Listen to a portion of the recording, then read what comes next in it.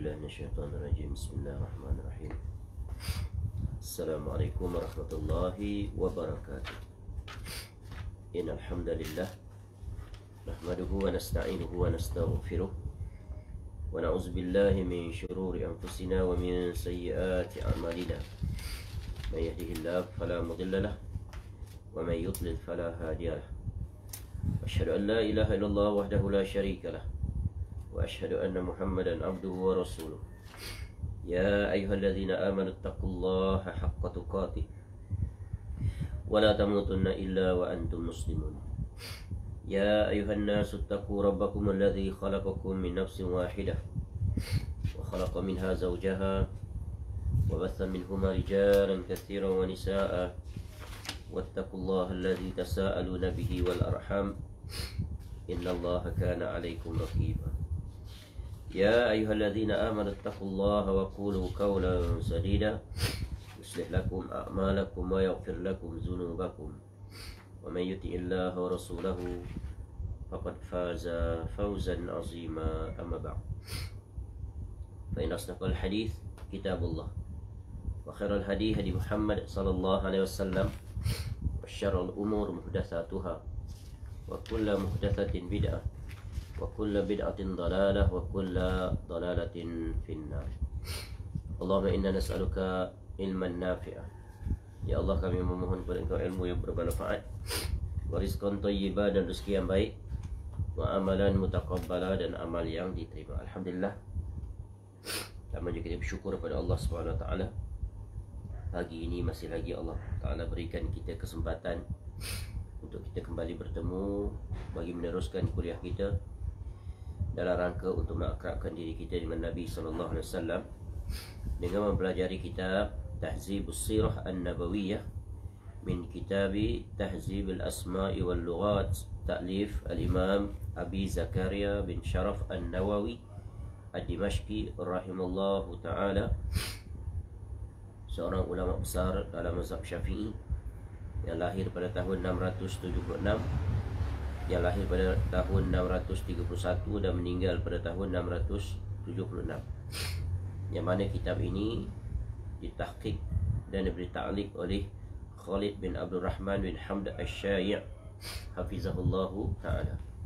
Sebuah kitab ringkas, sebuah perbahasan ringkas yang disusun oleh Al-Imam An-Nawawi rahimahullah dalam kitabnya, iaitu Tahzib al-Asma' wal Lughat, dalam rangka untuk memperkenalkan kepada kita secara ringkas kepribadian Nabi sallallahu alaihi wasallam. Mudah-mudahan itu akan menjadi dorongan untuk kita mempelajari secara lebih terperinci di kitab-kitab yang lain tentang sejarah lengkap kehidupan Nabi sallallahu alaihi wasallam. Insya-Allah pada pagi ini kita akan meneruskan penjelasan Al-Imam An-Nawawi rahimahullah pada fasal yang seterusnya, iaitu tentang umrah Nabi SAW, wa hajjatuhu wa ghazawatuhu wa sarayahu sallallahu alaihi wasallam, iaitu tentang umrah, haji, ghazwah, dan sariyah. Ghazwah ini adalah perang besar dan juga Sariyah adalah perang kecil yang dilakukan oleh Nabi sallallahu alaihi wasallam. Jadi di sini ada tiga perkara besar yang terkait tentang amalan. Yang pertama adalah umrah, yang keduanya adalah haji, kemudian peperangan. Peperangan iaitu ghazwah dan juga sariyah. Jadi sariyah dan ghazwah ini adalah perkara yang ada kaitan dengan peperangan, dan ada sedikit perbezaan di antara sariyah dan ghazwah, begitu juga perbezaan di antara umrah dan haji. Baik, berkata qala al-Imam Abu Zakaria Yahya bin Sharaf An-Nawawi Ad-Dimashqi rahimallahu taala pada fasal yang menjelaskan tentang umrah, haji, perang besar dan perang kecil Nabi sallallahu alaihi wasallam. Muka surat 61. Disebutkan dalam As-Sahihain bahawasanya Nabi sallallahu alaihi wasallam berumrah 4 kali setelah hijrah. Dan beliau SAW tidak pernah melaksanakan satu haji pun selain haji wada. Ya, selain haji wada, di mana beliau SAW berpamitan pada manusia pada tahun ke-10 Hijriah. Ya, Nabi SAW ya, menunaikan haji pada tahun yang ke-11, ke-10 Hijriah. Jadi ya, ibadah umrah dan haji sebagaimana yang kita ketahui, dia adalah salah satu ibadah yang agung. Ya, dan haji adalah kemuncak rukun Islam yang kelima. Dan haji ini adalah ya, ia merupakan fardu ain atas setiap mukallaf yang mampu sekali dalam seumur hidup. Jadi haji ya secara bahasanya adalah menuju. Ya, menuju. Seperti dikatakan hajjahu hajjan, yakni menuju kepadanya, atau hajjatuhu, yakni aku mendatanginya berkali-kali. Adapun dari segi syariat, haji itu adalah pergi menuju ke Baitullah Al-Haram dan masyair, iaitu tempat-tempat pelaksanaan haji, untuk menunaikan ibadah tertentu pada waktu tertentu dan dengan kaifiah tertentu. Nah, itu adalah haji ya, yang dilakukan pada bulan Zulhijjah. Ya, dan ini adalah merupakan ibadah yang sangat besar, ibadah yang sangat agung. Ya, dan ia adalah kewajipan. Walillahi 'alan nasi hijjul bait. Mengerjakan haji adalah kewajipan manusia terhadap Allah. Ya, sebagaimana Allah sebut dalam surah Al-Imran ayat 37. Baik. Adapun umrah ya, dan haji ini ada ketentuan-ketentuannya. Ya, dan ini dipelajari secara terperinci di dalam bab fiqh. Dalam kitab-kitab fiqh dibahaskan tentang ya, perbahasan secara terperinci tentang haji dan sekaligus tentang umrah. Adapun umrah pula bermaksud berkunjung. Ya, berkunjung. Dan menurut syariat, umrah ini adalah menyengajakan diri untuk datang ke Kaabah untuk melaksanakan ibadah, ya, iaitu ibadah tawaf dan sa'i. Tawaf dan sa'i yang dimulai dulu dengan memakai pakaian ihram, ya, bermula daripada miqat itu, lalu pergi ke Kaabah untuk melakukan tawaf dan sa'i, kemudian diakhiri dengan bertahallul, bercukur ataupun menggunting sedikit bahagian daripada rambut. Nah, itu adalah umrah. Jadi ini ada dua ibadah yang agung, ya, dan ibadah ini memiliki keutamaan-keutamaannya yang tersendiri. Dan umrah itu adalah ibadah sunnah, ya, dia adalah hukumnya sunat. Adapun haji dia adalah wajib. Dan umrah memiliki keutamaan, yaitu contoh kata Nabi SAW, al-umratu ilal umrati kaffaratun lima bainahuma. Umrah ke umrah menghapuskan dosa di antara keduanya.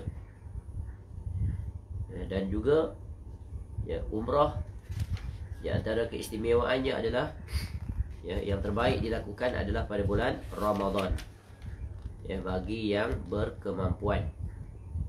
Itu di antara waktu yang terbaik untuk menunaikan umrah. Baik, itu secara ringkas. Jadi ini adalah ibadah yang dicontohkan pelaksanaannya oleh Nabi SAW. Jadi mana Nabi SAW ya, menunaikan kedua amal ibadah ini ya, untuk diteladani oleh umatnya. Baik.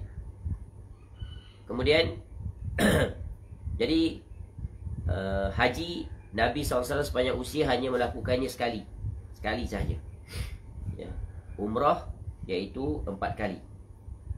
Ya, pada catatan kaki tentang umrah ini, iaitu 3 di bulan Zulqa'dah, iaitu pada umrah Hudaibiyah dan umrah Qadha. Itu 3. Dan umrah dari Ji'ranah setelah membahagi-bahagi rampasan perang Hunain. Sedangkan keempatnya bersamaan dengan hajinya. Ya, yang keempat. Baik. Jadi haji Nabi SAW adalah dilakukan pada tahun yang ke-10 Hijriah.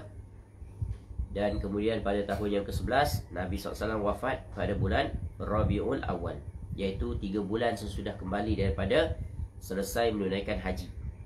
Haji yang pertama dan terakhir.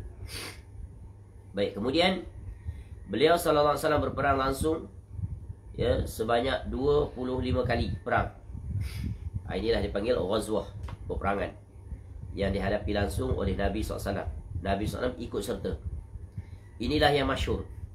Dan inilah pendapat Musa bin Uqbah, Muhammad bin Ishaq, Abu Ma'syar dan para ulama sejarah. Dan peperangan Nabi SAW. Ada juga yang berpendapat sebanyak 27 kali. Jadi ini adalah tentang ya, iaitu peperangan-peperangan yang dilakukan oleh Nabi SAW bersama dengan para sahabatnya. Jadi secara langsung ada 25 kali.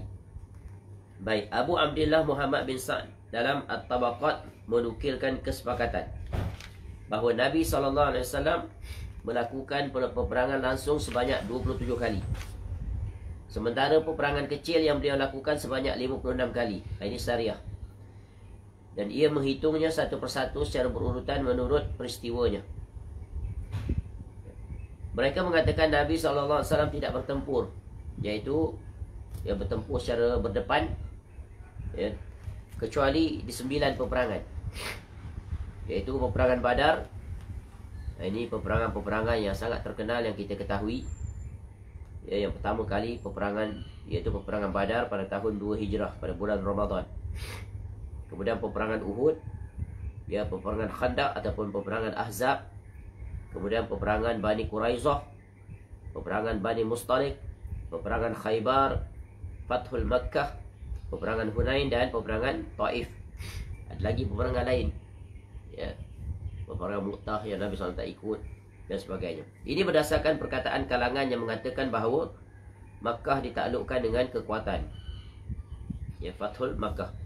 Konon beliau SAW berperang di Wadi Al-Qura, Al-Ghabah dan Bani Nadir. Wallahu a'lam. Ini adalah keterangan ringkas tentang ya, peperangan Nabi SAW. Sebagaimana disebut tadi, yaitu peperangan besar dan peperangan kecil. Peperangan besar itu dipanggil ghazwah, peperangan kecil itu dipanggil sariyah. Ya, apabila kita melihat kepada penjelasan para ulama sirah, ulama tarikh ya, ada perbezaan di antara sariyah dan ghazwah. Jadi ghazwah ya, dan juga sariyah ini adalah terkait tentang peperangan. Sariyah ya, dia adalah berlaku dalam skala yang lebih kecil ya, seperti contohnya Nabi SAW mengutuskan beberapa individu untuk mengambil tahu tentang keadaan musuh. Ini sebagai langkah awal, buat pengintipan ya, buat pengintipan, special task, dihantar untuk menunaikan misi tertentu ya, dengan tujuan tertentu, sama ada menyiasat, mengambil tahu tentang kedudukan musuh, dan juga sama ada bertujuan untuk mendatangkan ketakutan, menyerang hendak, atau menimbulkan ketakutan ya, ataupun mengalih pandangan musuh. Itu adalah sariyah. Dan sariyah ini banyak sekali ya, disebut di sini, iaitu sebanyak 56 kali ya. Dan sariyah ini ya, Nabi SAW tidak ikut serta. Kebiasaannya dihantar para utusan itu, perwakilan. Dia macam special ya, special task, special team. Adapun ghazwah itu adalah peperangan yang berlaku sama ada terjadi pertempuran atau tidak, baik dalam jumlah besar ataupun jumlah kecil. Peperangan sama ada ya, bertemu langsung berperang atau tidak berperang, tapi memang keluarnya tujuan untuk berperang. Namun bila sampai ke medan pertempuran ya, ada situasi di mana tidak berlaku pertempuran, kemudian berlaku pengunduran di antara dua pihak disebabkan oleh sebab-sebab yang tertentu. Baik. Dan sebagaimana yang kita ketahui bahawa peperangan adalah merupakan perkara yang memang berlaku sejak dulu sampailah ke hari kiamat, dengan pelbagai tujuan dan alasan. Dalam Islam ya, peperangan itu disebut sebagai jihad. Dan ia adalah jihad yang paling utama. Kemuncak agama adalah jihad. Ya, jihad sebagaimana sabda Nabi sallallahu alaihi wasallam, ra'sul amri al-Islam wa amuduhu as-salah wa zirwatu sanamihi al-jihad fi sabilillah. Pokok segala urusan adalah Islam. Tiangnya adalah solat dan puncaknya adalah jihad di jalan Allah. Ya, hadis riwayat Al-Imam At-Tirmizi nombor 2616, dan hadis ini adalah ya hadis yang sahih. Dan sebagaimana di dalam sejarah, peperangan ini hanya disyariatkan ya di dalam agama ini kepada Nabi sallallahu alaihi wasallam melalui tahapan-tahapan tertentu. Ya, para ulama menyebutkan melalui iaitu 3 tahapan. Ya. Dan diawali dengan tahapan yang pertama sebagai asas, iaitu tahapan pertama adalah larangan. Larangan ini berlaku di mana? Iaitu ketika kaum muslimin masih berada dalam keadaan lemah. Ya, tidak memiliki negara, tidak memiliki wilayah, tidak memiliki kekuasaan. Itu ketika berada pada fasa Makkiyah, ketika Nabi SAW dan para sahabat masih berada di bumi Mekah. Jadi ketika itu ya, para sahabat tidak ya memiliki hal-hal tersebut. Namun demikian, pernah para sahabat meminta izin pada Nabi SAW untuk berperang. Ya, untuk berperang demi mempertahankan diri, kerana mereka diseksa, dihalang dan dilakukan pelbagai tindakan kezaliman. Namun apa kata Nabi SAW? Bersabarlah, ya, kerana aku belum diperintahkan untuk berperang. Jadi menunjukkan ya, aturan agama ini adalah ya berdasarkan atas perintah Allah, bukan atas perintah pribadi. Kemudian tahapan kedua adalah iaitu pemberian izin. Namun tidak ada kewajipan. Diberikan izin untuk berperang, tetapi ia bukan kewajipan. Sebagaimana Allah sebut dalam surah Al-Hajj ayat 39. A'udzubillahi minasyaitonirrajim. Uzina lilladzina yuqataluna biannahum zulimu wa innallaha ala nasrihim laqadir. Diizinkan berperang bagi orang-orang yang diperangi, kerana sesungguhnya mereka telah dizalimi, dan sungguh Allah Maha Kuasa menolong mereka itu. Tapi ini tidak ada kewajipan, belum lagi diwajibkan, tapi telah diberikan keizinan. Jadi diizinkan berperang bagi mereka diperangi, iaitu untuk mempertahankan diri. Kemudian tahapan ketiga, ya, perintah wajib memerangi siapa pun yang memerangi kaum muslimin. Ya, tadi option, sekarang adalah mandatory. Di mana Allah Ta'ala berfirman pada surah Al-Baqarah ayat 190, وَقَاتِلُوا فِي سَبِيلِ اللَّهِ الَّذِينَ يُقَاتِلُونَكُمْ وَلَا تَعْتَدُوا إِنَّ اللَّهَ لَا يُحِبُّ الْمُعْتَدِينَ. Dan perangilah di jalan Allah orang-orang yang memerangi kamu, tapi jangan melampaui batas. Sungguh Allah tidak menyukai orang-orang yang melampaui batas. Jadi ayat ini adalah ayat perintah, dan ini adalah wajib. Dan ayat ini juga padanya ada etika di dalam peperangan, iaitu jangan melampaui batasan. Ya, balas sesuai dengan apa yang diperbuat oleh musuh. Itulah dia agama. Sampai dalam perang pun wajib ditegakkan keadilan. Jangan melampaui batasan yang ditetapkan oleh Allah Ta'ala.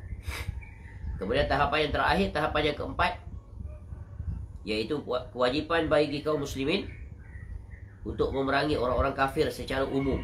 Ini perintah sekarang. Ya, boleh melancarkan peperangan pada sesiapa saja, iaitu yang memusuhi agama ini. Ya, sebagaimana firman Allah Ta'ala, وَقَاتِلُوا الْمُشْرِكِينَ كَافَّةً كَمَا يُقَاتِلُونَكُمْ كَافَّةً وَاعْلَمُوا أَنَّ اللَّهَ مَعَ الْمُتَّقِينَ. Dan perangilah kaum musyrikin semuanya, sebagaimana mereka pun memerangi kamu semuanya. Dan ketahuilah Allah beserta orang-orang yang bertakwa. Jadi penetapan hukum jihad adalah secara bertahap, dengan mengambil kira sesuai dengan keadaan umat Islam, mengikut fasa-fasa perkembangannya. daripada tidak memiliki kekuatan, wilayah, kekuasaan, sampai umat Islam dikurniakan oleh Allah negara, iaitu di Madinah, memiliki pemimpin, memiliki rakyat, dan memiliki kekuasaan. Maka ketika itu, ya, umat Islam telah terdiri sebuah negara yang memiliki kekuatan, yang boleh diatur, yang boleh diuruskan, dan juga mengambil kira demi untuk mempertahankan negara daripada serangan musuh. Dan memang, ya, orang-orang kafir musyrikin itu, ya, tidak senang melihat wujudnya negara Islam. Ya, kerana ini akan mendatangkan kesan buruk kepada mereka. Lalu mereka membuat makar, ya, untuk, ya, menghancurkan negara yang baru didirikan oleh Nabi SAW. Dan ini memang, ya, sampai maklumat itu kepada Nabi SAW, di mana orang-orang kafir musyrikin melakukan, iaitu siasat secara rahsia dengan penduduk Madinah, iaitu orang-orang munafik dan juga orang-orang yang bersama dengan mereka. Ya, lalu mereka membuat kesepakatan, ya, untuk, ya, mendatangkan kesulitan dan kepayahan kepada negara yang baru didirikan oleh Nabi SAW. Jadi bersebab, ya, diisytiharkan peperangan itu. Sebagaimana di dalam hadis Nabi SAW menjelaskan tentang hal ini, di mana adanya inisiatif daripada tokoh-tokoh Mekah, kafir musyrikin itu, pembesar mereka. Mereka telah mengumandangkan dan mengumumkan pengisytiharan perang terhadap, ya, negara ataupun daulah Islamiah yang baru didirikan di Madinah oleh Rasulullah SAW, sebagaimana yang tercatat dalam Sunan Abu Daud daripada Abdul Rahman bin Ka'ab bin Malik, dari salah seorang sahabat Nabi SAW, yang maksudnya, iaitu orang-orang kafir Quraisy menulis surat kepada Ibnu Ubay, ya, bersekongkol, berkomplot secara rahsia dengan ketua munafik, iaitu Abdullah bin Ubay bin Salul, dan orang-orang yang menyembah berhala bersamanya dari kalangan Aus serta Khazraj. Ya, masih ada saki-baki orang-orang musyrikin di Madinah daripada, ya, Aus dan Khazraj. Manakala pada ketika itu Rasulullah SAW berada di Madinah, ya, sebelum terjadinya perang Badar. Ya, sungguh kamu telah melindungi sahabat kami, dan kami bersumpah dengan nama Allah, sungguh kamu mau memeranginya dan mengeluarkannya, atau kami akan mendatangi kamu dengan seluruh kekuatan kami hingga kami bunuh orang yang berperang di antara kamu, dan kami akan menawan wanita-wanita kamu. Ini kata orang kafir musyrikin kepada Abdullah bin Ubay dengan geng-geng dia serta, ya, orang-orang musyrik di kalangan Aus serta Khazraj. Ya, ketika perkara tersebut sampai maklumat itu kepada Abdullah bin Ubay dan orang-orang yang bersamanya dari kalangan para penyembah berhala, mereka berkumpul untuk memerangi Nabi SAW. Tu. Ya, lalu mereka bersiap-siap. Ya. Jadi ketika hal tersebut sampai, maklumat itu akhirnya sampai pada Nabi SAW. Lalu Nabi SAW mendatangi mereka dan berkata kepada ketua munafik dan orang-orang musyrik di Madinah itu, sungguh ancaman orang Quraisy sudah sampai kepada kamu. Sebuah tipu daya yang lebih banyak daripada tipu daya yang kamu inginkan terhadap diri kamu. Kamu ingin memerangi anak-anak dan saudara kamu sendiri. Ini berbentuk ancaman dan peringatan Nabi SAW kepada mereka. Setelah mendengar hal itu dari Nabi SAW, mereka pun, ya, pergi, tak jadi. Jadi Nabi SAW beri peringatan, jangan jadi musuh dalam selimut, duri dalam daging. Dan memang itulah yang diperbuat oleh mereka sepanjang usia Nabi SAW berada di bumi Madinah. Dan Nabi SAW menghadapi kesulitan dalam menghadapi kelompok munafik ini yang sangat, ya, manis tutur bicaranya, namun, ya, tersimpan padanya racun yang membinasakan, menunggu saja saat-saat untuk menghancurkan Nabi SAW, para sahabat dan negara yang didirikan di Madinah. Dan ini nanti akan dapat dilihat dalam beberapa peperangan-peperangan, yang mana sebabnya adalah mereka itu dan juga persekongkolan mereka dengan orang-orang kafir musyrikin yang berada di luar Madinah, iaitu penduduk Mekah. Jadi ya, peperangan itu bersebab, dan sebab di antaranya adalah daripada ancaman orang-orang kafir musyrikin yang sangat, dengki, yang sangat marah. Ya, disebabkan makar mereka yang mereka rancang ketika berada di bumi Mekah untuk menamatkan riwayat Nabi SAW gagal.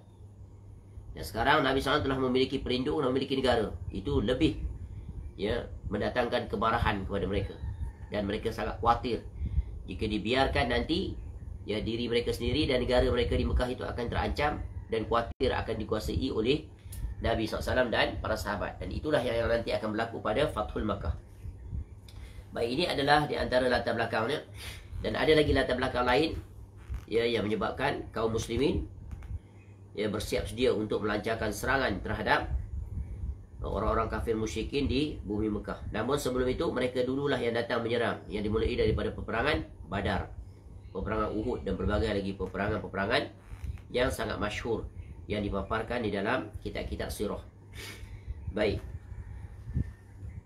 Jadi jihad adalah merupakan salah satu daripada pokok agama, dan ia adalah puncak untuk mempertahankan agama. Jadi agama ini dipertahankan kelangsungan dan kewujudannya dengan dua jalan.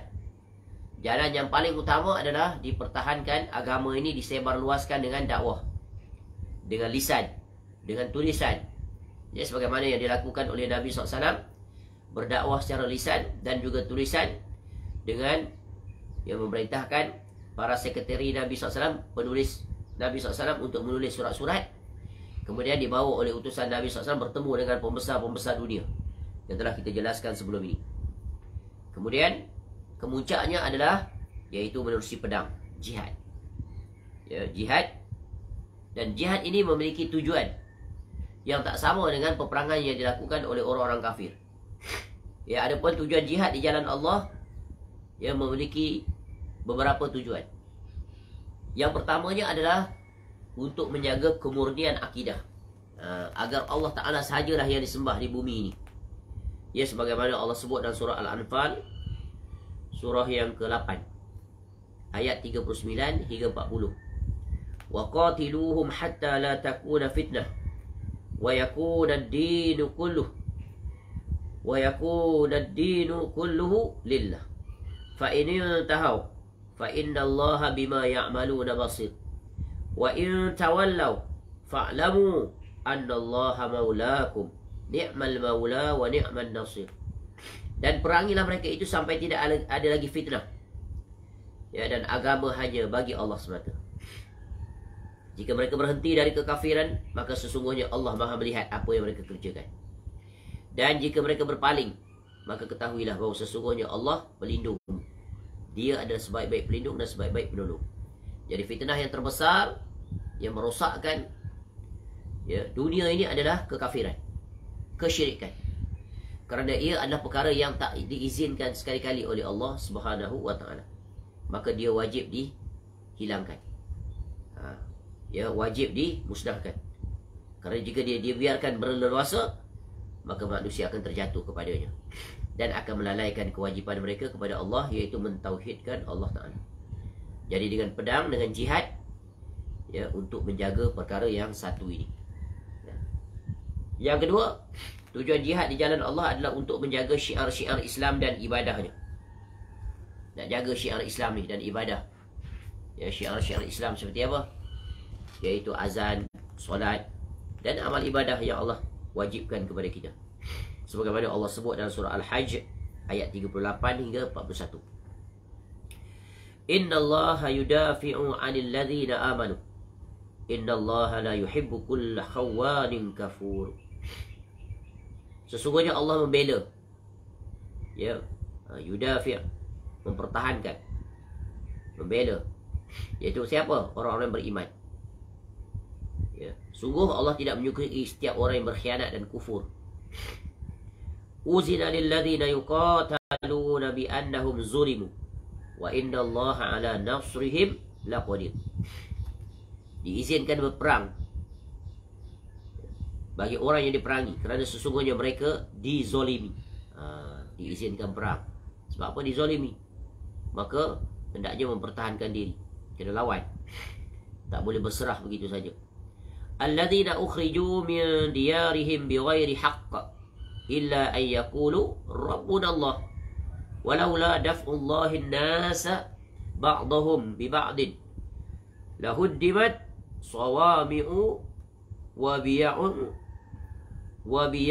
wa salawatum wa masajidu yudhkaru fiha ismullahi katsira wa la yansurannallaha man yansuruh innallaha laqawiyyun aziz. Dan sungguh Allah Maha Kuasa menolong mereka itu, yaitu orang-orang yang diusir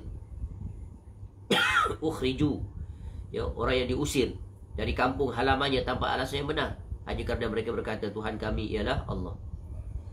Itulah para sahabat Nabi SAW yang keluar daripada Mekah, berhijrah, ya, kerana suasana sudah tidak kondusif untuk agama ini, disebabkan kezaliman orang kafir musyrikin. Mereka keluar, ya, kerana mengatakan Tuhan kami ialah Allah, menunjukkan menjaga agama ini, mempertahankan agama, mengamalkan agama di dalam negara yang dimiliki oleh orang kafir memang sulit, memang payah, dan akan menghadapi pelbagai halangan, rintangan. Bahkan mereka akan memaksa agar keluar kembali, meninggalkan agama itu kepada agama nenek moyang yang dianuti oleh mereka. Seandainya Allah tidak menolak keganasan sebagai manusia dengan sebahagian yang lain, tentu telah dirobohkan biara-biara Nasrani, ya, gereja-gereja, rumah-rumah ibadah orang Yahudi dan masjid-masjid yang di dalamnya banyak disebut nama Allah. Allah pasti akan menolong orang yang menolong agamanya. Sungguhnya Allah Maha Kuat, Maha Perkasa, ya. Allah itu qawi dan aziz. Alladzina immakkannahum fil ardi aqamus shalah wa atuz zakah wa amaru bil ma'rufi wa nahau 'anil munkar walillahi 'aqibatul umur. Sungguh Allah Maha Kuat, Maha Perkasa, yaitu orang-orang yang jika kami berikan kedudukan di bumi, mereka melaksanakan solat, menunaikan zakat dan menyuruh berbuat ma'ruf dan mencegah dari yang mungkar. Dan kepada Allah lah kembali segala urusan. Jadi agama ini dia akan dapat dijaga syiarnya dan seumpamanya, ya, salah satunya melalui jihad, mempertahankan. Jangan dibiarkan musuh masuk menceroboh sehingga syiar-syiar agama itu tidak dapat ditegakkan, tidak dapat didirikan. Ya, sebagaimana yang banyak berlaku dalam sejarah yang telah berlalu, bila kedatangan orang-orang kafir itu, ya, menyerang negara umat Islam, maka mereka menghalang, bahkan mereka merobohkan, menghancurkan masjid dan seumpamanya. Ya, bahkan mereka memaksa umat Islam itu agar menukar agama, keluar daripada Islam dan memeluk agama mereka, sebagaimana yang berlaku, ya, dalam peperangan salib yang kemuncaknya mereka berjaya menjatuhkan kerajaan Andalusia, ya, dan mereka memberikan pilihan, yaitu kekal, ya, di dalam negara ini sebagai penduduk, tapi dengan syarat menjadi Kristian. Jika tidak mau keluar, ataupun mereka akan dibunuh. Dan berlakulah pembunuhan secara, ya, massacre, pembunuhan secara zalim, secara tragis dan sadis, yang tak pernah dilakukan oleh Islam selama mereka berada di bawah pemerintahan Islam. Begitulah adilnya Islam ini, ya, kerana ia adalah agama daripada Allah Subhanahu wa ta'ala. Dan memang Allah memerintahkan melakukan keadilan, bukan hanya pada kaum muslimin, kaum umat Islam, tetapi juga kepada orang kafir. Yang ketiga, tujuan jihad itu adalah untuk mencegah kerosakan di muka bumi. Mencegah kerosakan di muka bumi, sebagaimana yang Allah sebut dalam surah Al-Baqarah, ya, ayat 250 hingga ayat 252. Kalau ditunjuk di situ secara ringkas. Jadi nak mencegah kerosakan di muka bumi. Kemudian yang keempat, sebagai ujian pendidikan dan pembaikan untuk islah, sebagai ujian pendidikan kepada orang yang beriman, sama ada mereka yang sanggup untuk berjihad atau sebaliknya. Itu adalah ujian keimanan buat mereka, kerana berjihad adalah perkara yang paling berat. Kenapa? Mempertaruhkan nyawa, mempertaruhkan nyawa demi menjaga agama. Sebab itu Allah sebut dalam surah Al-Imran, contoh pada ayat 142, am hasibtum an tadkhulul jannah walamma ya'lamillahu alladhina jahadu minkum wa ya'lamas sabirin. Apakah kamu mengira bahawa kamu akan masuk syurga, padahal belum nyata bagi Allah orang-orang yang berjihad di antara kamu, dan belum nyata orang-orang yang sabar. Jadi para sahabat Nabi SAW, mereka itu menjadi contoh teladan dalam ujian apabila diperintahkan pada mereka untuk berjihad. Ya, mereka menunjukkan contoh teladan tertinggi mereka ikut bersama dengan Nabi SAW dalam setiap peperangan, kecuali apabila ada di antara mereka ada keuzuran. Ya. Dan jika mereka tidak mendatangkan apa-apa keuzuran dan tidak menghadiri jihad, maka mereka akan dihukum oleh Allah Ta'ala, sebagaimana berlaku pada 3 sahabat Nabi SAW dalam peperangan Tabuk. Ya, salah satunya adalah Ka'ab bin Malik radhiyallahu anhu dalam kisah yang sangat terkenal. Namun akhirnya mereka diterima taubatnya oleh Allah Subhanahu wa taala. Yang kelima, tujuan jihad adalah untuk menakutkan orang kafir, merendah, menghinakan dan melemahkan tipu daya mereka. Selama ini mereka merasa kuat, hebat, ego mereka tinggi, ya, kerana mereka memiliki sejarah yang mereka banggakan, kerana selama ini umat Islam mereka tindas, zolimi dan pelbagai lagi ketika berada di period Makkah. Namun sekarang tidak lagi. Apabila umat Islam sudah memiliki kekuasaan dan kekuatan, maka dengan jihad itu akan menakutkan mereka, ya, akan menghinakan mereka dan akan melemahkan tipu daya mereka dan akan menghilangkan dan menjatuhkan ego mereka selama ini. Kemudian yang keenam, jihad juga adalah untuk menyingkap, ya, tembelang jati diri sebenar orang-orang munafik. Apabila Allah perintahkan jihad, maka akan terselahlah orang-orang yang benar-benar beriman kepada Allah dengan taat terhadap perintah berjihad, dan orang-orang yang berdusta, ya, iaitu mereka tidak ikut berperang dengan mendatangkan pelbagai alasan yang dibuat-buat. Bahkan mereka awalnya ikut untuk berperang, tapi separuh jalan mereka mengundurkan diri. Maka jelaslah mereka itu adalah orang munafik, ya, sebagaimana yang banyak diperlihatkan di dalam peperangan-peperangan Nabi SAW. Bahkan yang lebih jahat lagi, mereka ini adalah musuh dalam selimut. Ya, mereka bila-bila saja boleh memerangi kaum muslimin. Terutamanya ketika berperang, mereka boleh menjadi musuh yang membunuh kaum muslimin. Namun perkara itu tidak berlaku kerana Allah memelihara, ya, kaum muslimin daripada kejahatan orang-orang munafik. Semua makar mereka itu terbongkar, diketahui, di mana Nabi SAW diberikan pengetahuan tentang hal itu oleh Allah Subhanahu wa taala. Yang ketujuh, jihad ini adalah untuk menegakkan hukum Allah dan, ya, berkuat kuasanya Islam di atas muka bumi ini. Ya, Islam itu dapat tegak, memerintah dan menguatkuasakan undang-undang syariat. Hukum-hukum Allah itu dapat ditegakkan. Ya, jika ada berlaku sebarang ancaman, maka jihad itulah sebagai barisan depan untuk mempertahankannya. Kemudian yang ke-8, tujuan jihad untuk mencegah kezaliman orang-orang kafir. Ya, orang-orang kafir ini apa yang tidak mereka perbuat untuk menzalimi, ya, orang Islam di mana pun mereka berada. Ya. Iaitu ketika mana beberapa keadaan kezaliman orang kafir ini. Di antaranya adalah ketika mana orang-orang kafir melakukan tindakan kezaliman terhadap sekelompok orang-orang yang beriman yang lemah di negara orang kafir. Ada orang Islam yang tinggal di negara orang kafir, kemudian mereka itu dizolimi, sebagaimana yang banyak berlaku di zaman kita. Umat Islam di India, ya, umat Islam, ya, contohnya di Myanmar, umat Islam Rohingya itu, umat Islam di negara China, mereka itu dizolimi. Bahkan mereka itu dipaksa untuk mengikuti cara hidup orang kafir itu, ya. Yang kemuncaknya, dipaksa mereka itu untuk keluar daripada agama. Jadi siapa yang nak mempertahankan mereka itu, kaum muslimin itu, yang ditindas di negara-negara orang kafir itu, tak lain dan tak bukan negara Islam yang memiliki kekuatan dan kekuasaan. Maka mereka boleh mengisytiharkan perang, dihantar pasukan jihad untuk memerangi negara tersebut. Kerana umat Islam ini adalah bersaudara, hendaklah ditolong, dibantu mereka itu.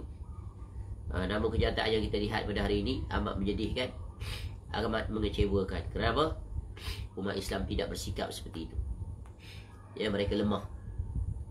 Ya, mereka tidak memiliki kekuatan dan, ya, ketenteraan sehingga mereka sendiri pun bergantung pada orang kafir.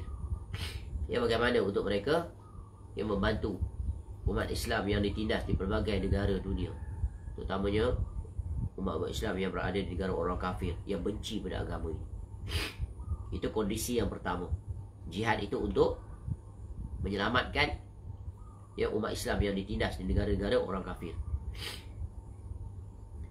Ya, kondisi yang kedua adalah ketika orang kafir menyerang negeri kaum muslimin. Ni kalau dia serang, maka jihad itulah barisan depan untuk mempertahankan negara. Ya, sebagaimana yang telah berlaku dalam sejarah. Kondisi yang ketiga, ketika musuh menebarkan kezaliman terhadap rakyatnya. Meskipun rakyat itu orang kafir. Negara kafir pun ya, bukan semuanya adil. Bahkan negara kafir itu ya menzalimi sendiri rakyatnya. Sebagaimana yang berlaku pada sejarah Islam, di mana orang-orang kafir yang memberi pertolongan dan bersekutu dengan tentera Islam untuk menyerang negara mereka sendiri. Kenapa? Mereka dizalimi. Ya, mereka nampak Islam itu sangat adil. Walaupun tidak sama agamanya, bahkan mereka mendukung, menyokong dan bersama. Dan bila umat Islam yang menguasai dan memerintah negara mereka, mereka mendapat keadilan. Dan tak pernah mereka dapat daripada ya pemimpin di kalangan mereka orang yang satu agama dengan mereka. Begitulah ya indahnya agama ini. Ya, terlihat dari sisi pelaksanaannya berdasarkan ajarannya. Ya, itulah yang kita saksikan dalam perjalanan sejarah, sehingga itu semua diiktiraf oleh penulis-penulis ya, dari kalangan orang-orang kafir yang insaf, yang adil. Kondisi yang keempat, ketika orang-orang kafir menghalangi para pendakwah ya, dan melarang mereka menyampaikan dakwah di jalan Allah. Ya, dihantar utusan-utusan ya untuk berdakwah ke negara-negara orang kafir ya, lalu mereka menghalang. Maka apabila umat Islam memiliki kekuasaan, maka menjadi kewajipan para pemimpin Islam itu untuk menghantar bala tenteranya. Ya. Kerana apa? Berdakwah itu adalah perkara yang diperintahkan oleh Allah, agar tauhid itu tegak di atas muka bumi ini, dan kesyirikan, kekufuran itu hilang, dihancurkan, disekat. Jadi dakwah itu hendaklah berjalan dengan lancar. Kenapa? Mengajak manusia kepada mentauhidkan Allah. Jika ada halangan, maka kewajipan negara Islam untuk menghantar ya, pasukan perang untuk mengiringi mereka, mempertahankan mereka, dan menghalang sesiapa saja yang menghalang para duat itu dalam menyampaikan agama ini. Inilah dia di antara tujuan jihad ya, yang disyariatkan dalam agama ini. Dan sebagaimana yang kita ketahui, jihad ini ada aturannya yang tertentu ya, ada dawabitnya ya. Jadi perbahasan tentang jihad ini sangat terperinci dan boleh dilihat dalam fiqh jihad, ada aturan ya. Dan jihad ini juga memiliki pelbagai keistimewaan ya, dari sisi apa? Dari sisi fadailnya. Dan jihad adalah yang merupakan amal ibadah yang paling agung, dan disebut di dalam Al-Quran ia adalah merupakan perniagaan yang selama-lamanya tidak akan rugi, tak pernah rugi, dan dia pasti sentiasa selamanya beruntung. Perniagaan yang paling untung, tak pernah rugi adalah salah satunya adalah berjihad di jalan Allah.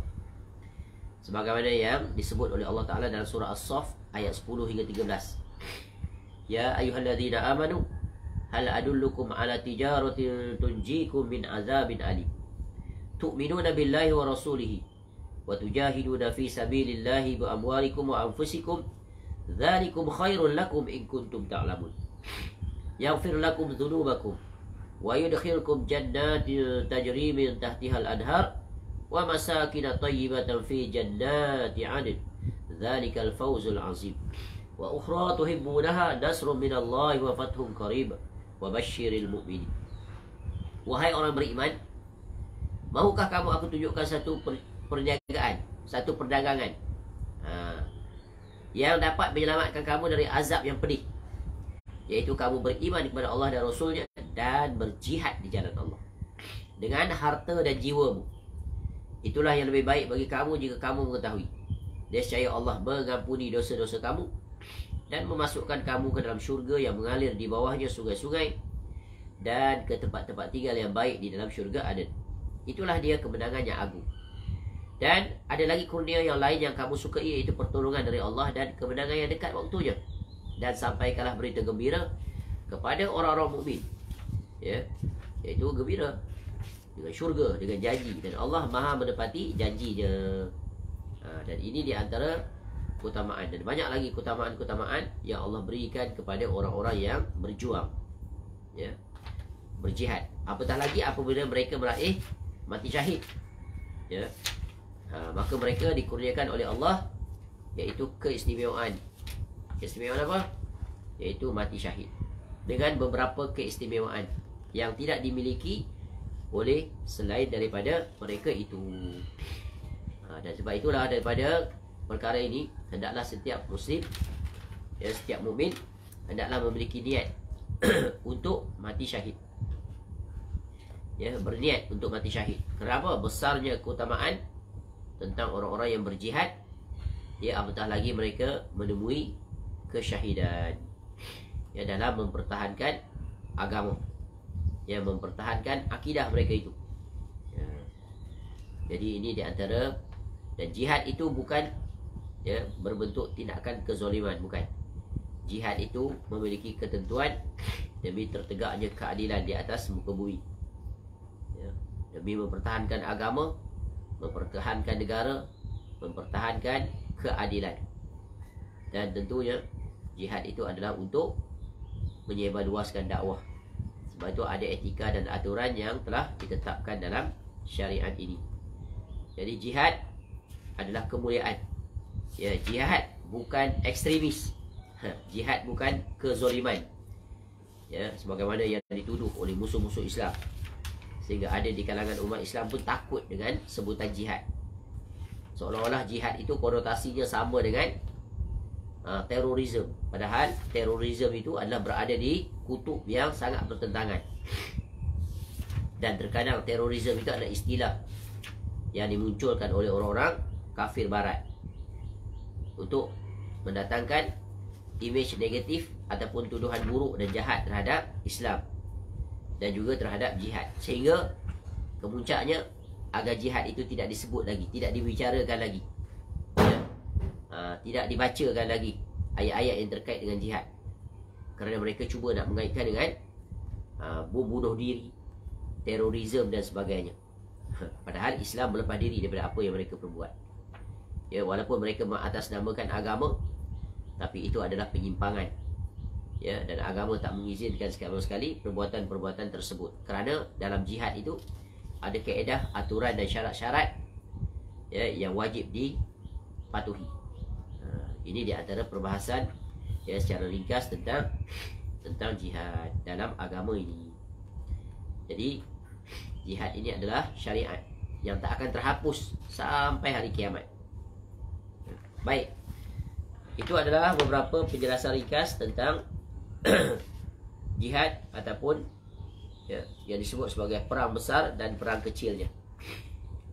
Baik, selesai sudah perbahasan secara ringkas tentang 4 amalan, 4 perkara yang dilakukan oleh Nabi SAW, iaitu ibadah umrah, ibadah haji, perang besar dan perang kecil, ghazwah dan sariyah. Dan para ulama sirah telah menyenaraikan peperangan itu secara terperinci, yang berjumlah yang disebut tadi, iaitu 25 kali Nabi SAW perang secara langsung, dan juga sariyahnya sebanyak 56 kali. Lalu para ulama menyenaraikan setiap nama-nama peperangan itu dan penjelasan bagi setiap peperangan itu. Maka ditulis satu buku khusus pula tentang peperangan-peperangan ataupun ghazwah dan juga sariyah yang berlaku dalam sejarah Nabi SAW dan para sahabat. Dan kemudian peperangan ini terus berlangsung, ya, apabila kepimpinan itu diambil oleh para khulafa ar-rasyidin. Begitulah seterusnya sampai kerajaan Islam yang terakhir, iaitu kerajaan Turki Utsmaniyah yang jatuh pada tahun 1924.